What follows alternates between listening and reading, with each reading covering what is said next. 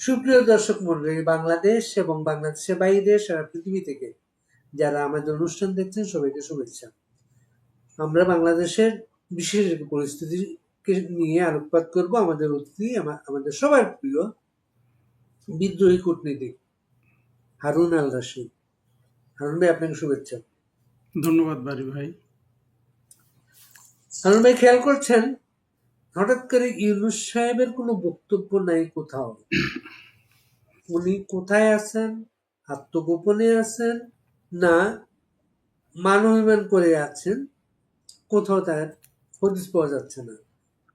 আমরা যতটা শুনি, উনি উপদেষ্টা পরিষদ সবার সাথে দেখা সাক্ষাৎ দিচ্ছেন না, বেশ গুরুত্বপূর্ণ উপদেষ্টার সাথে উনি কথা বলছেন না, এবং এনসিপির নেতাদের সাথে উনি দেখা দিচ্ছেন খলিলুর রহমান, আশিক, এরকম কিছু লোকজনের সাথে। আপনার কাছে কোনো খবর আছে? ধন্যবাদ বারি ভাই। আমার কাছে বিশেষ কোনো খবর নাই। তবে দেখেন, ইউনূসের কথা যখন তুললেন, ইউনূসের সম্পর্কে যখন চিন্তা করি, প্রথম কথা হলো ইউনূস যা কিছু চালাচ্ছে বাংলাদেশে, এগুলা চিন্তা করলে আমার হাসি পায়।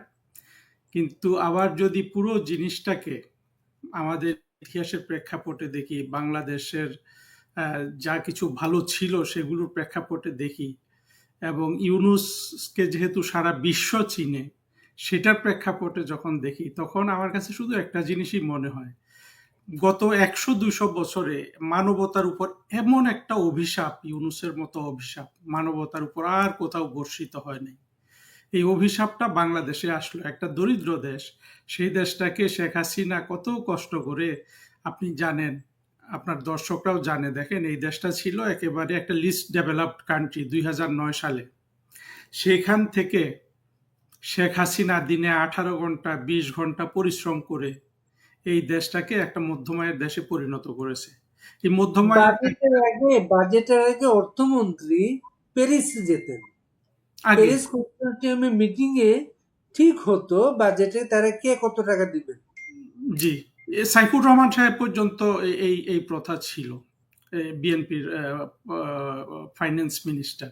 আমি যেটা বলতে চাচ্ছি, দেখেন এই দেশটাকে শেখ হাসিনা একটা উন্নত জায়গায় নিয়ে আসছিলেন, তাকে এই দেশটাকে উনি একটা মধ্যমায়ের দেশে পরিণত করেছিলেন, এবং মধ্যমায়ের দেশের জন্য ওনার ভিশন 221 ছিল, অর্থাৎ 2021 সালের মধ্যে।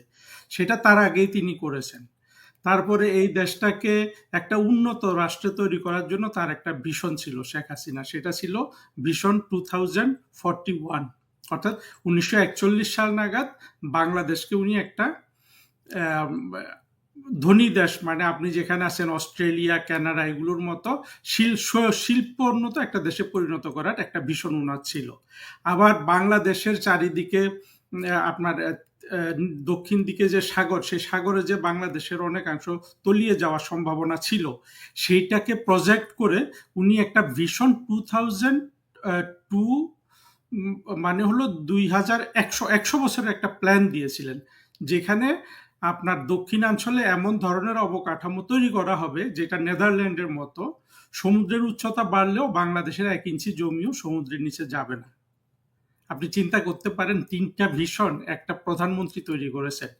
সেই দেশটাকে ইউনূস আজকে কোথায় নিয়ে গেল? সেই দেশে আজকে অর্থনীতি নাই, সেই দেশে আজকে আইন শৃঙ্খলা নাই, সেই দেশে আজকে দেখেন কত নোংরা নোংরা ভাষায় এই যে লোকগুলা গালিগালাজ করতেছে, তরুণরা, ছাত্ররা, যারা পড়াশোনা করার কথা, যাদের বিশ্ববিদ্যালয়ে থাকার কথা, কলেজে থাকার কথা, অথবা কোনো একটা পজিটিভ কাজে থাকার কথা, সেই ছেলে মেয়েগুলো আজকে সব রাস্তায়। এরা বিএনপির, এরা এনসিপির, এরা ইউনূসের, তারা তো একই একই গোষ্ঠী। এরা চাঁদাবাজি করছে, এরা আপনার কি অশ্লীল অশ্লীল গালিগুলা দিয়ে ওরা স্লোগান দিচ্ছে। এই গালিগুলা কে শিখিয়েছে? পিনাকি শিখিয়েছে। কে শিখিয়েছে? ইলিয়াস শিখিয়েছে। চিন্তা করেন, একটা দেশকে কত দিক থেকে নিচে নিয়ে আসা হলো। সেই দেশের কোনো স্বপ্ন নাই আজকে, কোনো ধরনের ভবিষ্যৎ নাই। সেই দেশের এত খারাপ অবস্থা করার পরে ইউনূস যে এখনো টিকে আছে, এটাই তো ইউনূসের সৌভাগ্য। অবশ্যই ইউনূসের মতো এই ধরনের অর্থবৃদ্ধ স্বার্থপর লোকজন এর বেশি কিছু করতে পারে না। আপনি দেখবেন আজকে আপনি বলছেন সে সে হয়তো কথা বলছে না, সে কি করছে না করছে আমরা জানি না, কিন্তু এটুকুন জানি সে যাদের সাথে মিশছে বলে আপনি বললেন সেই খলিল, রজার খলিল, কিংবা এই যে আশিক, আশিক কি একটা বাচ্চাটা চিন্তা করেন, ইংরেজিতে কথা বলতে পারে, তাকে এনে বসিয়ে দিল যে তুমি এটা দেখো। সে কি করলো, 400-500 কোটি টাকা খরচ করে বিরাট একটা অনুষ্ঠান করলো। প্রতিটা দেশের মুচি, পান দোকানদার, বিড়ির দোকানদার, তারপরে চা দোকানদার, আপনার কসমেটিক ব্যবসায়ী, হ্যাঁ, আপনার ফেরিওয়ালা, এদেরকে এনে 200-300 মানুষ এনে সে এটাকে নাম দিল কি যে সে সে 4,000 কোটি টাকা আনবে বিদেশি বিনিয়োগ। আমরা তো জানি, আমি বারবার বলেছি, যতদিন ইউনুস থাকবে, যতদিন 2024-এর জঙ্গিরা বাংলাদেশের ক্ষমতায় থাকবে, জঙ্গিদের সহযোগী কোনো প্রতিষ্ঠান বা কোনো রাজনীতি দল, সেটা বিএনপি হোক যাই হোক, এরা যতদিন বাংলাদেশে থাকবে ততদিন বাংলাদেশে একটা ফুটো পয়সা বিনিয়োগ আসবে না, যদি না কোনো নগদ গ্যাস কূপ ওরা খনন করতে পারে, সেখানে শুধু আনতে পারবে। আর কোনো ধরনের শিল্পে কোনো ধরনের বিনিয়োগ বাংলাদেশে হবে না। এই অবস্থায় ইউনুস আজকে বাংলাদেশকে ফেললো তার শুধু নিজের স্বার্থের জন্য। তার নিজের স্বার্থ কি ছিল? সে বিভিন্ন রকমের ফাইন্যান্সিয়াল ক্রাইম করত, অর্থ পাচার করত, আপনার কর ফাঁকি দিত, হাজার হাজার কোটি টাকার কর সে ফাঁকি দিয়েছে, হাজার হাজার কোটি টাকা সে বাংলাদেশ থেকে বিদেশে পাচার করে দিয়েছে। আপনি দেখেন আওয়ামী লীগের মন্ত্রী এমপিদের নামে আমরা শুধু এই কথাগুলো শুনেছি, কিন্তু বাংলাদেশের সবচেয়ে বড় ফাইন্যান্সিয়াল ক্রিমিনাল কিন্তু ইউনুস। এটা বাংলাদেশের সবাই জানে, কিন্তু কেউ এটা স্বীকার করতে চায় না। কারণ হলো ইউনুস জঙ্গিদের সাথে আছে। এই ইউনুস যে এখনো বেঁচে আছে, এটাই ইউনুসের লাক কপাল। তবে ইউনুসের মতো এই ধরনের ইবলিশ, যাকে আমি বারবার বলছি যে একটা মানবতার উপর শত্রু, শুধু বাংলাদেশের উপর না, বাংলাদেশের উপর শত্রু হতো যদি সে বাংলাদেশের হতো, সে তো আসলে সারা বিশ্বে পরিচিত, সারা বিশ্বের মানুষকে সে হতাশ করেছে। কারণ হলো আজকে দেখেন, এই যে আমি জানি না আপনার এখানে কথাটা বলার সুযোগ পেয়েছি কিনা, এই যে তাকে যে প্রেসিডেন্ট ট্রাম্প যে একটা চিঠি লিখলো মিস্টার ইউনুস বলে, দেখেছেন এই চিঠিটা কি অপমানজনক ভাষা ব্যবহার করেছে। সে অন্যান্য দেশের প্রধানমন্ত্রী বা রাষ্ট্রপতিদের বলেছে mister president, mister prime minister, ইউনুসকে সে ডক্টর ইউনুসও বলে নাই, বলেছে মিস্টার ইউনুস। হ্যাঁ, এই পরিমাণ অপমান করে তাকে চিঠি লেখে। কারণ কি, সে জানে আসলে ইউনুস একটা ডাকাত। এই তো এত বড় একটা ডাকাত যে সে যে বেঁচে আছে, এটাই তো তার সৌভাগ্য। সে তারপরে তারপরে আপনি কিভাবে বলবেন যে সে এর সাথে তার সাথে দেখা করছে না? আমি নিশ্চিত ইউনুস কিছুদিন চুপচাপ আছে, কিন্তু সে ষড়যন্ত্র করে যাচ্ছে। কারণ যাদের কথা বললেন আপনি, একটা তো আশিক, আশিক তো আসলে একটা একটা বাচ্চা টাউট, অল্প বয়সে পোলাপান টাউট হয়ে গেলে যা হয়, ওই ছেলেটা তাই। অল্প বয়সে পিতা মাতার বিগড়ে যাওয়া একটা ছেলে, ওই প্লেন থেকে ঝাঁপ দিয়ে সে 4,000 কোটি টাকা নিয়ে আসে। চিন্তা করেন বাংলাদেশটাকে এরা কতভাবে ধর্ষণ করছে। আপনি মুচি এনে, আপনি পান দোকানদার এনে, আপনি বিড়ির দোকানদার এনে, আপনি চা দোকানদার এনে, আপনি ওই যে ছোট ছোট দোকান করে ফেরিওয়ালা এনে আপনি 400-500 কোটি টাকা খরচ করে ফেলবেন একটা রাষ্ট্রের, আর বলবেন যে আমি 4,000 কোটি টাকা নিয়ে আসছি। এত বড় ধাপ্পা আপনি দিবেন আর আপনার কোনো শাস্তি হবে না? আর একটা বললেন খলিল, খলিল তো একেবারে, আমি তাকে 24 বছর ধরে তার নাম জানি, তাকে চিনি, তাকে আমি কখনো দেখি নাই, কিন্তু আমরা ফরেন মিনিস্ট্রির অফিসাররা সবাই জানতাম যে আমাদের একজন টাউট ছিল, সেই টাউটটাকে খলিল। এই খলিলের সাথে এখন আপনি বলছেন ইউনুস কথা বলে। ওকে, ইউনুস যা তাই পাইছে, খলিল পাইছে, তারপরে আশিক পাইছে। তবে ইউনুসের শেষটা দেখার জন্য আমি অপেক্ষা করছি। এই ধরনের মন্দ লোক শুধু বাংলাদেশের জন্য না, ইউনুস যে অত্যন্ত একটা ক্ষতিকর বস্তু, এটা আমাদের প্রমাণ করতে হবে। ইউনুসের গল্প আমাদের লিখতে হবে, কারণ পৃথিবীতে দ্বিতীয় ইউনুস যেন আর কখনো পয়দা না হয়। মার্কিন টেরিফ আলোচনা যেটা বাংলাদেশে, সে টেরিফ আলোচনার মাঝপথে হঠাৎ করে উনি বাংলাদেশে এসেছেন খলিল। উনি একটা প্রস্তাব নিয়ে এসেছেন যে ওরা টেরিফ কিছু কমাতে পারে, এই আমরা করলে সেটা। এটা কোনো ধারণা আছে আপনার? ধারণা নাই, কিন্তু ধারণা আমি যেটা করি সেটা হলো ইউনুস এখন বাঁচার জন্য আপনার খলিলকে দিয়ে যে কোনো ধরনের আপনার দেশ বিক্রি, ওরা যেগুলো বলতো এতদিন, সেরকম অনেক কিছু বিক্রি করে দিয়ে হইলো ইউনুস তার প্রোটেকশন, তার তার তার তার নিরাপত্তা নিশ্চিত করার চেষ্টা করবে। এবং মার্কিনীদের যত ধরনের আহ্লাদ আছে বাংলাদেশের উপর, শেখ হাসিনার সময় থেকে আমরা জানি 2-3টা সামরিক চুক্তি করার জন্য তারা গুড়গুড় করছিল, কিন্তু শেখ হাসিনা তো কিচ্ছু দেয় নাই। মার্কিনীদের। এখন ইউনূস সব দিয়ে হইলো তার নিরাপত্তা নিশ্চিত করবে, এবং আমরা সবাই এর মধ্যে দেখেছি ইউনূস আসলে কাউকে ভালোবাসে না, তার নিজের স্বার্থ ছাড়া। এই ধরনের ডাকু আসলে আমি নিজেও ইউনূসকে খারাপ জানতাম, কিন্তু লোকটা যে এত খারাপ, এত স্বার্থপর এবং এত ভাবলেশহীন, এত অনুভূতিহীন, এটা কিন্তু জানতাম না। তো এইটা যেটা হবে, খলিল খলিল ইউনূস একই ক্যারেক্টারের মানুষ, দুইটাই বিদেশি নাগরিক। ইউনূস ৩-৪ দেশের নাগরিক, খলিল মার্কিন নাগরিক। এই বিদেশিগুলো আজকে বাংলাদেশকে যেইভাবে পাচ্ছে সেইভাবে তাদের পকেট থেকে বিক্রি করে দিচ্ছে। চিন্তা করেন, 18 কোটি মানুষের দেশ খলিল আর ইউনূস বিক্রি করে। হারুন ভাই, এই এই পাথর পাথর দিয়ে একটা মানুষকে মারার পরে যেভাবে পাথর দিয়ে তাকে বিভৎস কায়দায় যেভাবে আঘাত করলো, এই ঘটনাটা এত নাড়া দিয়েছে। এবং মার্শাল্লোর কথা সামনে এসেছে। আমাদের মার্শালের ইতিহাসগুলা, মার্শালের আগে এইসব ঘটনাগুলা কিন্তু প্রভাব ফেলে।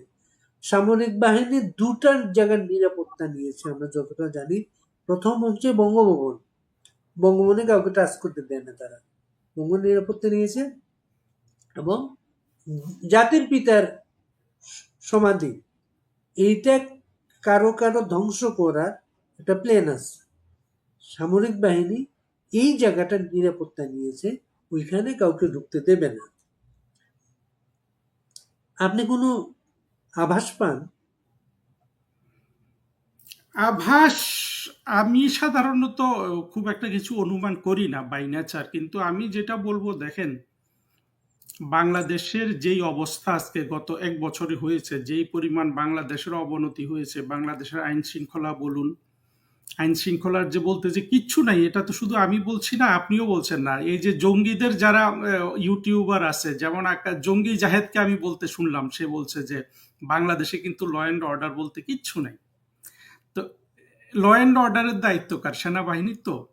এবং বাংলাদেশের যা কিছু ক্ষতি হয়েছে গত 1 বছরে, এটার দায় ধরেন আপনি ইউনূসকে কি দিবেন? ইউনূস তো ক্রিমিনাল। এটা বাংলাদেশের আজকে একমাত্র বাংলাদেশের যে জঙ্গিগুলো আছে, কোর জঙ্গি, হুম, যারা আপনার 2024-এর অনাচার ঘটিয়েছে, একেবারে সেই কোর জঙ্গিগুলা ছাড়া বাংলাদেশের আজকে ধরেন 18 কোটি মানুষের মধ্যে 15-16 কোটি মানুষ কিন্তু জানে যে ইউনূস একটা ক্রিমিনাল, ইউনূস একটা স্বার্থপর ডাকাত এবং জবরদখলকারী। তাহলে ইউনূসের শাস্তিটা হলো মানুষের হৃৎপিণ্ডে বা মানুষের মনে হলো সামারি একটা এক্সিকিউশন, তাকে মেরে ফেলা, তার ফাঁসি হবে, এসব কল্পনা করে। কিন্তু প্রতিষ্ঠান হিসাবে ইউনূসের দায়িত্ব, বাংলাদেশের দায়িত্ব তো সেনাবাহিনী প্রধান নিয়েছিল, তাই না? সুতরাং বাংলাদেশের আজকে যা কিছু ক্ষতি হয়েছে, এটা সেনাবাহিনীকে এই দায়ভার বহন করতে হবে। সেনাবাহিনী যদি এখান থেকে তাদের সুনাম উদ্ধার করতে চায়, তারা যেই দায় নিয়ে ব্যর্থ হয়েছে সেখান থেকে যদি তারা উঠতে চায়, তাদেরকে একটা কিছু করে দেখাতে হবে। এখন সেটা সেনাবাহিনী করবে কিনা আমি জানি না। তারা যদি সত্যি সত্যি বঙ্গভবনের নিরাপত্তা নিশ্চিত করে, বঙ্গবন্ধুর মাজারের নিরাপত্তা নিশ্চিত করে, সেটা তাদের শুভ বুদ্ধির উদয় বলে আমি মনে করব। কিন্তু আমরা দেখেছি 32 নম্বর পিনাকি ইলিয়াস আপনার ইউটিউব, ফেসবুকে লাইভ করে করে ভাঙিয়েছে 40-48 ঘন্টা ধরে। এখন সেনাবাহিনী ওইখানে এগুলো চেয়ে চেয়ে দেখছে, একবার এসে চোখ মুখ লুকিয়ে আবার চলে গেছে। সুতরাং বাংলাদেশের আজকে যে পরিমাণ ক্ষতি হয়ে গেছে, সেনাবাহিনী বলুন, সামরিক বাহিনী বলুন, তাদের দায়িত্ব ছিল সাংবিধানিক সরকারকে রক্ষা করা। তারা সেটা না করে তারা বলেছে যে আমরা জনগণের বিরুদ্ধে গুলি চালাবো না। কিন্তু আজকে দেশীয় আপনার বিভিন্ন ধরনের কথাবার্তা বা বিদেশিদের দ্বারা, এমনকি প্রেসিডেন্ট ট্রাম্প পর্যন্ত বলেছে না অনেক আগে যে $29 মিলিয়ন সেখান থেকে দেয়া হয়েছে, এবং আরো কত ডলার, এরকম বোধহয় আরো $12-14 মিলিয়ন ভারতের মাধ্যমে, এভাবে প্রায় $40-50 মিলিয়ন শুধু মার্কিন যুক্তরাষ্ট্র খরচ করেছে গত বছর জুলাই আগস্টে যে জঙ্গি উত্থান হয়েছে সেখানে। এতগুলা কথা প্রকাশ পেয়ে যাওয়ার পর এখানে তো আর বলার অবকাশ থাকে না যে সেনাবাহিনী সেদিন ভুল করে নাই। সেনাবাহিনী সেদিন ভুল করেছিল। যদি তারা এই ভুলের থেকে তারা আসলে ঐতিহাসিকভাবে তারা যদি এই ভুল থেকে তাদের নিষ্কৃতি চায়, তাদের অবশ্যই একটা কিছু করা উচিত। দেখেন, বাংলাদেশে যে মুহূর্তে সেনাবাহিনীর ক্ষমতা নেওয়া দরকার, এই গত 1 বছর ধরে সেনাবাহিনী আমরা শুনে আসছি না সেনা প্রধান রাজনীতির সাথে জড়িত হবেন না। আবার যখন দেখা গেছে যে সেনাবাহিনীর অবশ্যই ব্যারাকে থাকা উচিত, তখন সেনাবাহিনী ক্ষমতা নিয়ে নিত।